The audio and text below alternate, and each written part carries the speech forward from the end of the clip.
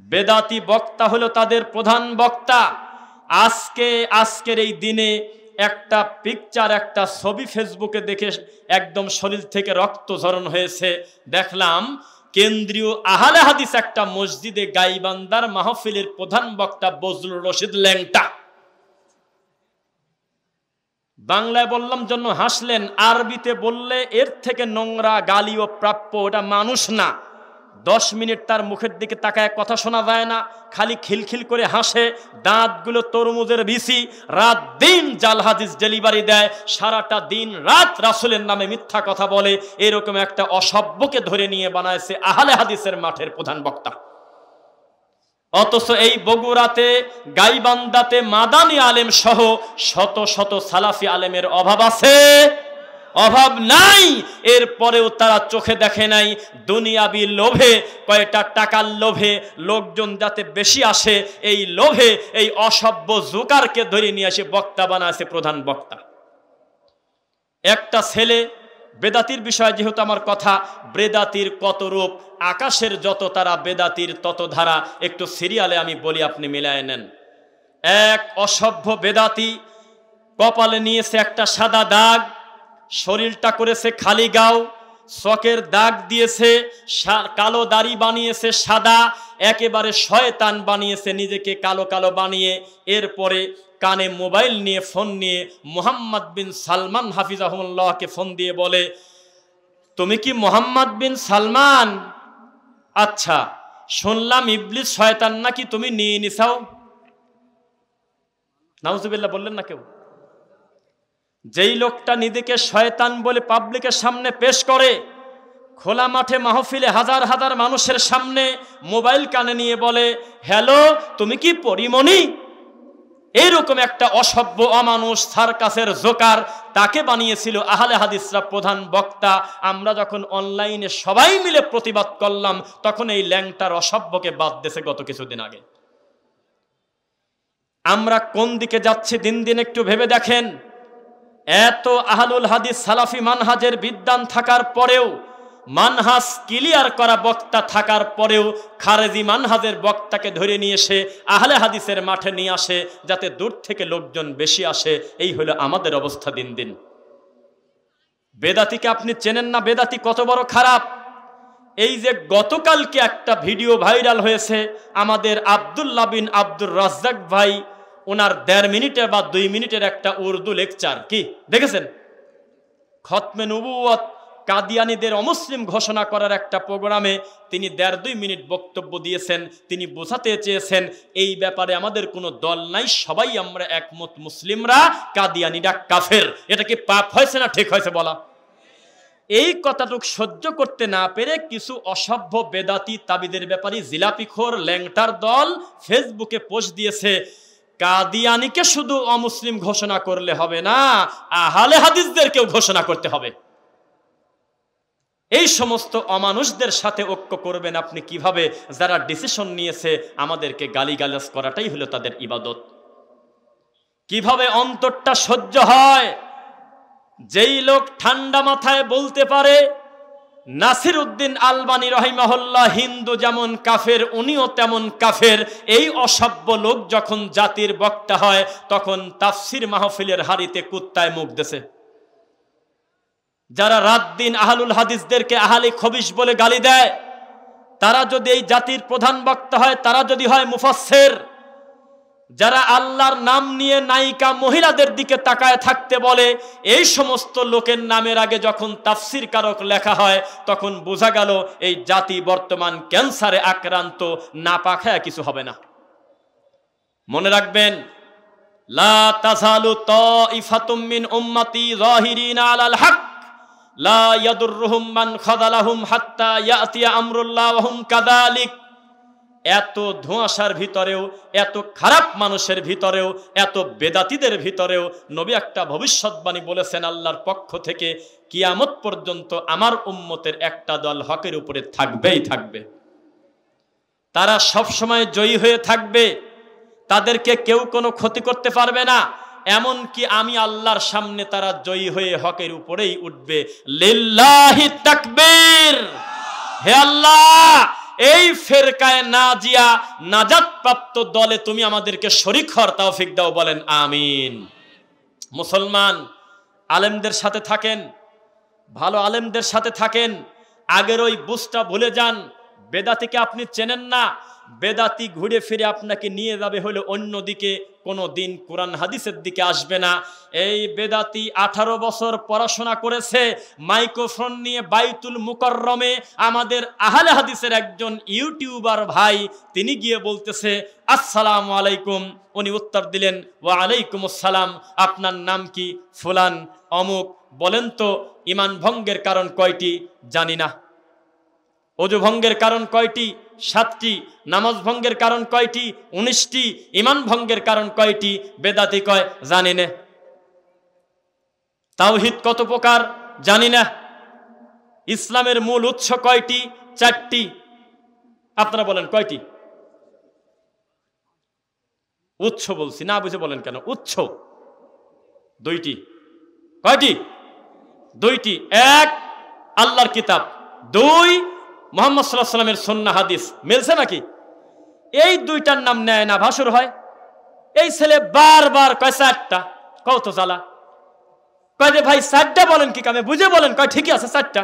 কি কি? কয় যে কোরআন, হাদিস, ইজমা, কিয়াস। কত জ্বালা। এই তো তাদের অবস্থা। মানে এই বেদাতি এত খারাপ, দিন শেষে তার মুসল্লিদেরকে হাতে পায়ে ধরে হলেও জাহান্নামের রাস্তায় নেবেও, কারণ তাদের আমল সুসজ্জিত করেছে শয়তান। ওয়া যায়্যানা লাহুমুশ শাইতানু আমালাহুম, শয়তান তাদের চোখে ধুলা দিয়ে তাদের আমলকে সুন্দর করে সাজিয়েছে। দরুদে ইব্রাহিম যদি আমি এই পবার মাঠে পড়ি, এই ঘোলহারিয়ার মাঠে পড়ি, স্কুল মাঠে পড়ি, আমার সাথে 5 জন লোক দরুদে ইব্রাহিম পড়ে না, কিন্তু বেদাতি মুফতি খালি বলতেছে ইন্নাল্লাহা ওয়া মালাইকাতাহু ইউসাল্লুনা আলান নবী ইয়া আইয়ুহাল্লাযীনা আমানু সাল্লু আলাইহি ওয়া সাল্লিমু তাসলিমা। এরপর চা খাবে, একাইটা নিয়ে বেরাচ্ছে আল্লাহুম্মা। এটা বোঝানোর জন্য বললাম, রবের নাম বিকৃত করে বলা জায়েজ নাই। ব্যঙ্গ করে বলতে পারতাম, কিন্তু বলা ঠিক না। এইভাবে তারা ঠাট্টা মস্কারা করে দরুদে ইব্রাহিমকে দাফন করেছে। সাইয়্যিদিনা শাফিয়ানা মাওলানা মুহাম্মদ ভিন্ন একটা জিনিস তারা তৈরি করে দিয়েছে। এই জাতিকে যখন বলি আঙুলে তাসবিহ গণনা করেন, পৃথিবীর সবচেয়ে বুজুর্গ ভালো মানুষের নাম মুহাম্মদুর রাসূলুল্লাহ সাল্লাল্লাহু আলাইহি ওয়াসাল্লাম। মরা পর্যন্ত কোনো দানা কোনো বিচি ধরে নাই, আঙুল দিয়েই তাসবিহ গণনা করেন। একটা লাভ আছে, বিচারের মাঠে এই আঙুলের করগুলো আল্লাহর সামনে আপনার পক্ষে সাক্ষী দিয়ে দাঁড়িয়ে যাবে। এই বেদাতি মানে না, 1000 দানার তাসবিহ দিয়ে আল্লাহর ঘরটা ভরে ফেলছে। এই জাতিকে যত বেশি কোরআন হাদিসের মুখামুখি করতে চাই, ঘুরে ফিরে মসজিদে গিয়ে দেখেন, আমি 2টা মসজিদে প্রমাণ দিয়েছি। 2-1 জন হাত তুলে সাক্ষী দেবেন, যাতে আমি এটা প্রমাণ হয় যে আমি ভুল কথা বলতেছি না। কয়েকদিন আগে আমি 2টা ভিডিও দিয়েছি, অনেকগুলো কোরআন মাজিদ আর তাফসিরের উপরে ফাদায়েলে আমলের জায়গা হয়েছে। কেউ কি দেখছিলেন? 2-1 জন হাত তোলেন, দেখছেন? আরে ভাই দেখছে। আচ্ছা, এদিকে হাত নামান, হাত নামান। আলহামদুলিল্লাহ। প্রথমে আছে কোরআন মাজিদ, দ্বিতীয় সহিহুল বুখারী, এরপরে কোরআন মাজিদের বঙ্গানুবাদ, সর্বশেষে সবচেয়ে উপরে জায়গা হয়েছে ফাদায়েলে আমলের। আমি যে দুঃখ করে বলি জাতি হলো ল্যাংটা জাতি, ইল্লা বা'দাশ-শাই, কিছু বাদে। আমি কথা ভুল বলি না ভাই। যেই জাতি কোরআন মাজিদের উপরে জায়গা দেয় ফাদায়েলে আমলের, এই জাতির তাকদীর আর কি থাকতে পারে আপনি আমাকে বলেন? ফাদায়েলে আমলের বইটার পৃষ্ঠা আমি ডাইরেক্ট ভিডিওতে দেখাইছি, যাতে আমাকে কেউ গালিগালাজ না করে। আমি পৃষ্ঠা উল্টাতে গিয়ে দেখি পৃষ্ঠা ছিঁড়ে ছিঁড়ে প্রায় পড়ে যাচ্ছে, কারণ ওই ভিতরে সেলাই খুলে গেছে। এটা কি ভালো খবর না খারাপ খবর? কথা বোঝে না দেখি। এই বইয়ের লেখকের জন্য এটা বিরাট সুখবর, কারণ এই বইটা এতই বেশি পড়া হয় যে পড়তে পড়তে বইয়ের পৃষ্ঠা পর্যন্ত ছিঁড়ে গেছে। আর কোরআন মাজিদটার লিখনের ছাপানোর বয়সটা ওর আগে, কত আগে আপনারাও জানেন, আমিও জানি। এই কোরআন মাজিদটা যখন আমি বের করে জাতির সামনে দেখাচ্ছি, দেখি যে একটা পৃষ্ঠার সাথে আর একটা পৃষ্ঠা লাগিয়ে রয়েছে। ওই যে ছাপানোর সময় গরম গরম ছিল, আঠা আঠা, ধরে নিয়ে এসে বসা দিয়েছে মসজিদে, ওই রকম পড়ে আছে। কারণ ওকে শক্ত চাপা দিয়ে আছে ফাদাইলে আমল, বেহেস্তি দেবর, মকসুদুল মুমিনিন, দোয়ায়ে গন্দে আরশ, খয়রাত বই, 12 চাঁদের 13 পূজা, এগুলি আটকাত হয়েছে। এই জাতি হেদায়েত পাবে কিভাবে বলেন? আল্লাহর ঘরের মেম্বারে কোরআনের জায়গা নাই, সহিহ বুখারীর জায়গা নাই, হয়েছে বেহেস্তি দেওরের জায়গা, মকসুদুল মুমিনিনের জায়গা, কসসুল আম্বিয়ার জায়গা। যেগুলোর নাম নিলাম এগুলো রামায়ণের থেকে বেশি খারাপ, কারণ এর ভিতরে ডাইরেক্ট জাল হাদিস দিয়ে মুসলমানদের ঈমান ধ্বংস করতেছে। কে কাকে বুঝাবে, কে কাকে জবাব দেবে আপনি আমাকে বলেন। একটা বক্তা খোলা মাঠে চিৎকার দিয়ে বলে দিচ্ছে আহলুল হাদিসরা হলো ইহুদি খ্রিস্টানের দালাল, এ কথা তিনি বই বের করে গোটা জাতির সামনে বুঝায় দিচ্ছে। অথচ এই জাতির সবচেয়ে বড় হুজুরের নাম চরমনার পীর। আল্লাহ, তুমি আমার সব কথা রেকর্ড করতেছো, আমি জানি। মা ইয়ালফিযু মিন কাওলিন ইল্লা লাদাইহি রাকিবুন আতীদ, জবান থেকে যে কথাগুলো বের হচ্ছে এই কথা সব রেকর্ড থাকতেছে, থাকতেছে না? এ কথা বলেন, থাকতেছে কিনা? আল্লাহর কসম, এই যে কাছাকাছি সময় চরমনাই নতুন একটা জিকির বানাইছে, এই জিকিরের নাম হলো লা লা লা লা লা লা। আপনি হাসলেন, একটু পিছনে তাকান, যুবকদেরকে বলেন যে মোবাইলে লা লা লা লা জিকির যদি না থাকে তাহলে আমি মিথ্যুক। আল্লাহর নাম নিয়ে ব্যঙ্গ কাকে বলে দেখেন। এই পীর বলতেছে চোখটা একটু বন্ধ করো, এক শ্বাসে বলতে থাকো লা লা লা লা লা লা লা। আর আশেপাশে আছে শত শত মুফতি তার পায়ের কাছে বসে আছে। কেউ 30 বছর বুখারি পড়ায়, কেউ 20 বছর কোরআন পড়ে, কেউ কোরআনে হাফেজ, কেউ আলেম, কেউ বড় বড় মাদ্রাসার শাইখুল হাদিস। এই জাতির কপালে কি আছে আপনি বলেন? এই জাতি মন্দির আর মসজিদের পার্থক্য করতে পারতেছে না, শুধুমাত্র একটা ভোটের লোভে মন্দিরে গিয়ে শুভেচ্ছা জানায়। এই বেদাতি কত বড় খারাপ আমি আপনাকে একটু বুঝাই দেই। আমার দিকে তাকান, পৃথিবীর শ্রেষ্ঠ ভদ্রলোকের নামটা মুখ দিয়ে পড়েন, আমি শুনবো। এ কি উত্তর দিচ্ছেন? আমার বক্তব্য আর আমার শ্রোতা এরকম থাকলে ভালো দেখা যায় বলেন? দুনিয়ার সবচেয়ে ভালো মানুষের নামটা মুখ দিয়ে পড়েন, সবচেয়ে ভদ্রলোকের নামটা মুখ দিয়ে পড়েন। এই নবী দুনিয়ার সবচেয়ে ভদ্রলোক, হেঁটে যেতে যেতে জোরে করে চলে গেছে, দৌড় দিয়েছে। সাহাবায়ে কেরাম পার হয়ে বলে, আল্লাহর নবী, এই মাটির উপরে সবচেয়ে বেশি সম্মানের হকদার হলো আপনি, আল্লাহর পরে আপনার মর্যাদা, মানুষ হিসেবে সবচেয়ে দামি মানুষ আপনি। কি হলো আপনি এখানে জোরে করে চলে গেলেন? নবী বললেন, এই জাগার উপরে আল্লাহর রাগ এখনো কমছে কিনা আমি জানি না, কারণ হাজারো বছর পূর্বে এই জাতির উপরে আল্লাহ লানত দিয়ে তাদেরকে উল্টা দিছিল। আমার এখনো ভয় হয়, না জানি আল্লাহর রাগ মেটেছে কিনা। এটা গজবের রাগ, এখানে শিরক হতো, এখানে সমকাম হতো। আমি সহ্য করতে না পেরে চলে গেলাম। আর বেদাতি হুজুর সংসদে কোরআন কায়েম করবে আর মন্দিরে দেয়া বলতেছে তুমি আর আমি তো একই। চাঁপাইনবাবগঞ্জের আহলে হাদিস অধিকাংশ হলো এই জিন্দা এই ঠাকুরের লোক। কিভাবে আহলে হাদিস দাবি করে নিজেদের? কারণ জন্মের পর থেকে দেখতেছে ওয়ালা দল্লিন বলার পর আমিনটা জোরে বলতে হয়। জন্মের পর থেকে কিভাবে জানি ঠিক পাইছে, পাশের ব্যক্তির পায়ের থেকে পা দূরে দূরে লাগানো যাবে না, জমা করে লাগাতে হবে, সেজন্য সে আহলে হাদিস। জন্মের পর থেকে দেখতেছে দাদা বুকের উপরে হাত বাঁধে, নাভির নিচে হাত বাঁধে, আমাদের বংশে নাই, বংশের ঐতিহ্য রক্ষার্থে হাতটা উপরেই বাঁধে। এই তো আহলে হাদিস। কিন্তু মানহাজের ব্যাপারে যখন প্রশ্ন আসে, তাওহীদের পতাকা দিয়ে তাওহীদের দাড়িপাল্লায় যখন ওজন করা হয়, তখন দেখে বেদাতির থেকে খারাপ। রাগ করতেছেন মনে হয় আপনারা? এই রাজশাহী চাঁপাইনবাবগঞ্জ আপনার কোনো বাপদাদার সম্পত্তি না। এই রাজশাহী চাঁপাইনবাবগঞ্জের মানুষ আমি যতটুকুন, আপনি ততটুকুন, চাপাইর লোক ততটুকুন একই। আমি দায়িত্ব নিয়ে বলতেছি, হাজার হাজার মানুষ এখনো মানহাজ চিনতে না পেরে তারা এই বেদাতি হুজুরের ভোট পদ্ধতিতে গণতান্ত্রিক আহলে হাদিস হয়ে বসে আছে। অথচ তারা জানে না সারাটা জীবন পলিটিক্যাল আহলে হাদিস আর নবী সাল্লাল্লাহু আলাইহি ওয়াসাল্লামের হাদিস মেনে আহলে হাদিস হওয়ার পার্থক্য আসমান আর জমিন।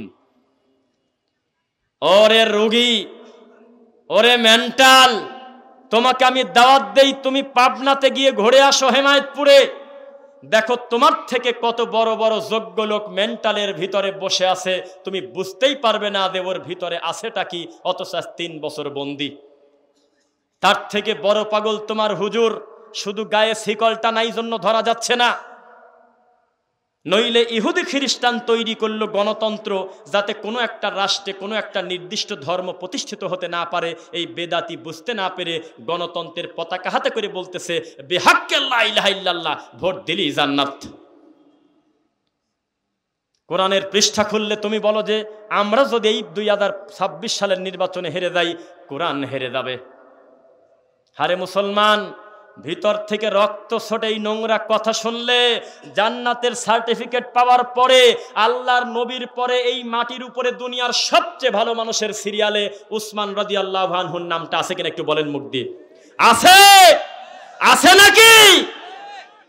অভ্যাস করেন, এতে কয়দিন পরে তো মাঠে নামবেন না, অমুকের চরিত্র ফুলের মতো পবিত্র।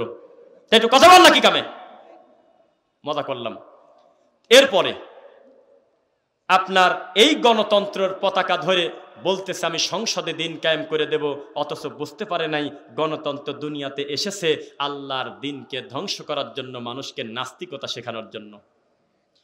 এখানে উপস্থিত কোনো একটা লোক যদি মনে করে আমি আগামীতে এই এলাকায় চেয়ারম্যানিতে দাঁড়াবো, এই লোকটা ভোটের আগ পর্যন্ত তার আচরণ এটা হতে বাধ্য ব্রাহ্মণও যে রফিক বিন সাইদও সে খালি নাম আলাদা, জিনিস একই, নইলে ভোট পাবে না। এই লোকটার ব্যবহার থাকতে হবে মসজিদ আর মন্দির হুবহু এক, শিরক আর তাওহীদ এক, সুন্নাত আর বেদাত এক, নইলে ভোট পাবে না। কারণ গণতন্ত্র শেখায় যত মাথা তত ভোট। রাগ করতেছেন মনে হয়? একটু বলার অধিকার আমার আছে।